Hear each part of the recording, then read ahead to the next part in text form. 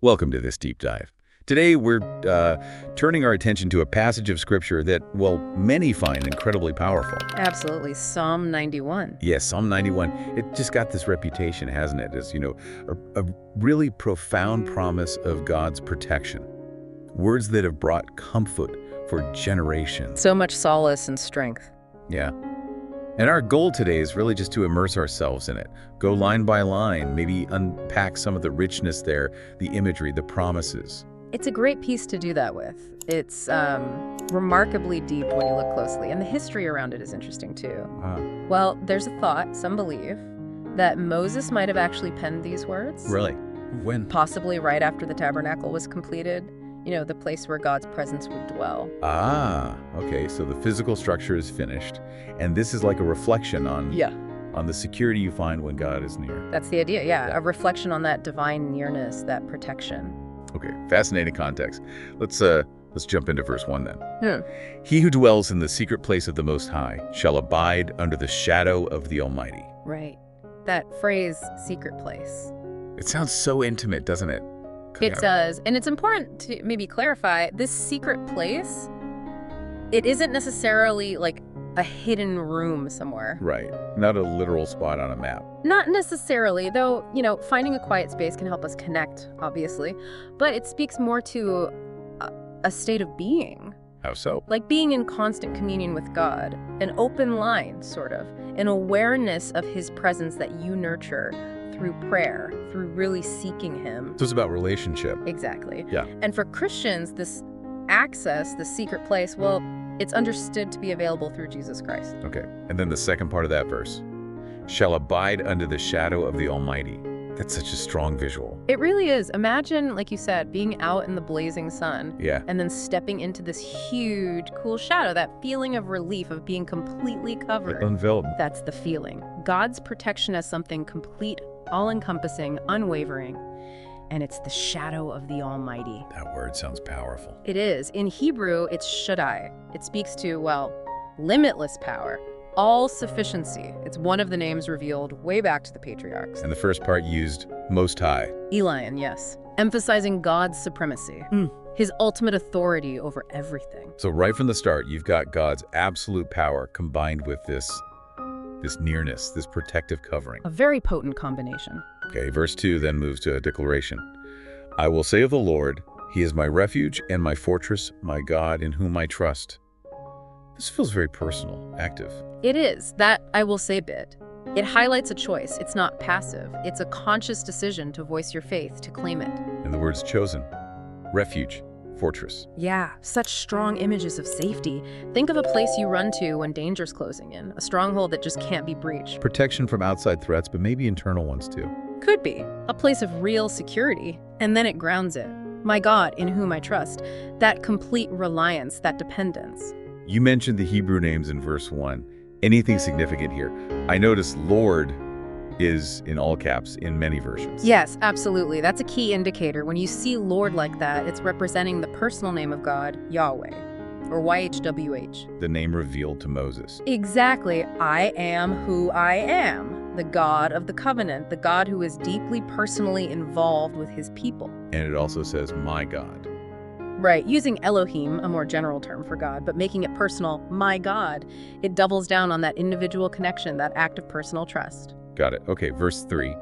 Surely He shall deliver you from the snare of the fowler and from the deadly pestilence.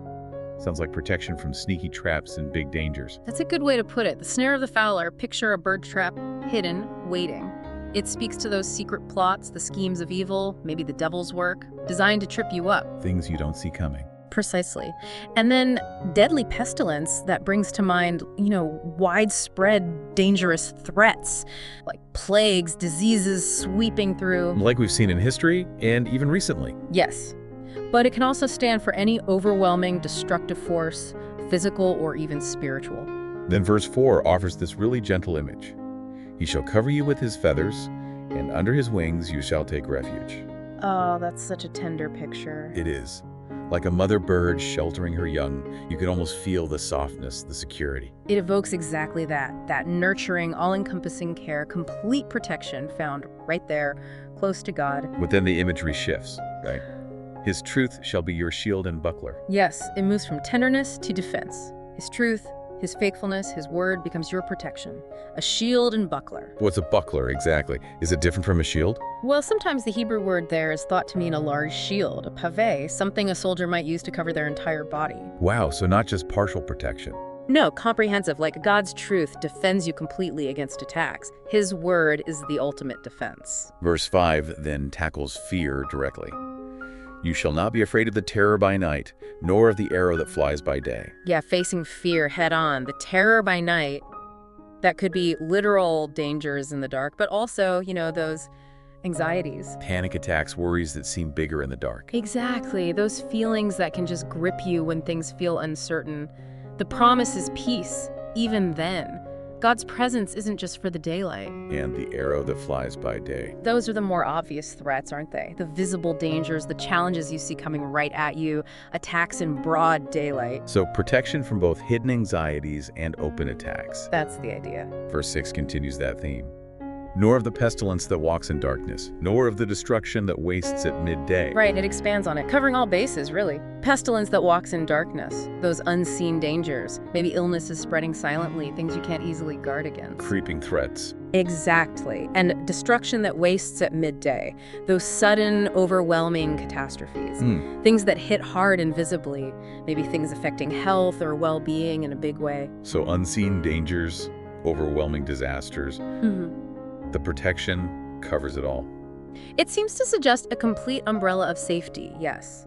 Day, night, seen, unseen. Which leads into verse 7, probably one of the most famous lines.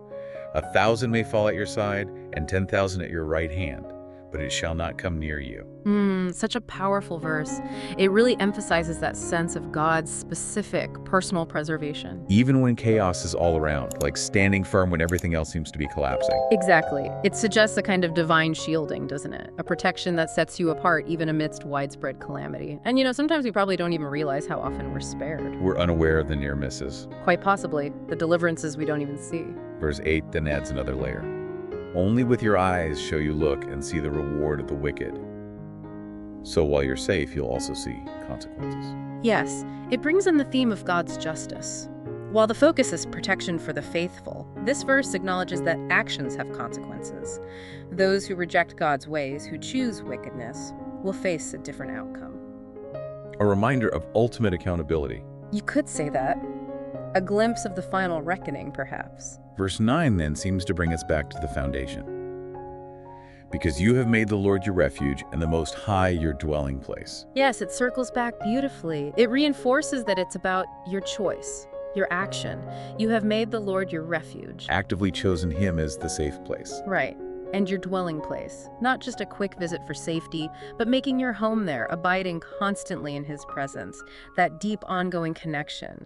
Some connect dwelling or tent here to our hearts being the temple of the Spirit. Ah, that's a nice connection. Living with God. Essentially, yes. And because of that choice, verse 10 promises, no evil shall befall you, nor shall any plague come near your dwelling. It builds right on that, a powerful reinforcement of the security found in that dwelling place. So protection from general evil and specific plagues or disasters. That's the assurance. For those who truly abide, who make God their home, there's this promise that evil won't ultimately overcome them, that devastating harm won't touch their core, their dwelling, like an invisible shield around them. Then verses 11 and 12 introduce, angels. For he shall give his angels charge over you, to keep you in all your ways. In their hands they shall bear you up, lest you dash your foot against a stone. Yes, angelic protection. It shows God's care isn't just passive or distant. He actively commands his angels, powerful beings, to watch over his people. To keep you in all your ways. That sounds comprehensive. It does, covering every aspect of life. And that image, angels bearing you up in their hands so you don't even stub your toe. It sounds like incredibly detailed care. It speaks to a meticulous, tender protection, doesn't it? Deliverance from even small stumbles, let alone major falls or perhaps accusations that could make you stumble. Wow. Then verse 13 gets quite dramatic. You shall tread upon the lion and the cobra, the young lion and the serpent you shall trample underfoot. Empowering. Very empowering. Talk about victory over adversaries. The lion, sheer power, ferocity. The cobra or asp, deadly venom, hidden danger. The worst kinds of threats. Exactly. And the promise is not just defense, but dominion. Trampling them underfoot signifies complete victory, whether these are literal dangers, spiritual enemies, or just overwhelming life challenges. God grants the power to overcome them. Small battles, big ones, trampling young lions, serpents. It suggests victory across the board, yes. So where does all this protection come from? Verse 14 seems to give the reason. Because he has set his love upon me, therefore I will deliver him. I will set him on high because he has known my name. Yes. The heart of it all, it's rooted in relationship. God's deliverance flows from his love for those who are devoted to him. Those who set their love upon me. Exactly. And who have known my name, which isn't just knowing about God, but knowing him personally, intimately, Wow. having that deep experiential relationship. So love for God, knowing God. That's the key. That's what connects us to these promises. Because of that love, that knowing, God says, I will deliver him, I will set him on high. It's a response to our hearts. Then verse 15 emphasizes that connection further. He shall call upon me, and I will answer him. I will be with him in trouble. I will deliver him and honor him. It highlights that direct line again, doesn't it? Prayer isn't just shouting into the void. He promises to answer. Yes. And more than that, he promises his presence in the trouble. Not just rescuing from afar, but being right there with us. That's incredibly comforting. It is, being with us, delivering us, and even bringing honor through it all. And finally, the psalm concludes with verse 16. With long life, I will satisfy him and show him my salvation. It's like a summing up of blessings.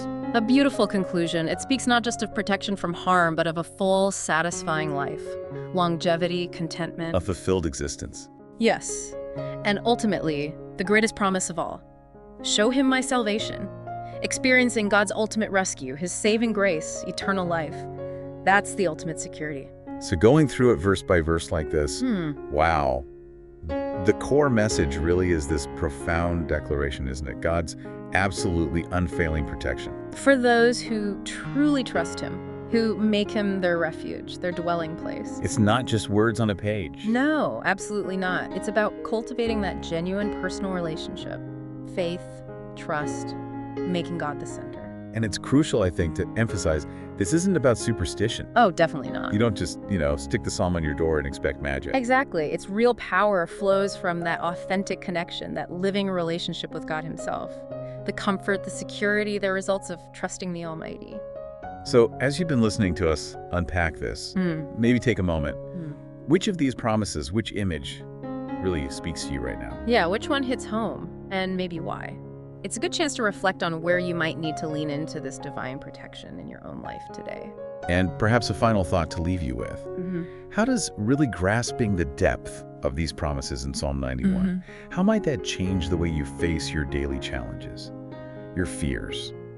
That's a great question. It's really an invitation, isn't it? To live with a different kind of security, one rooted in unshakable faith.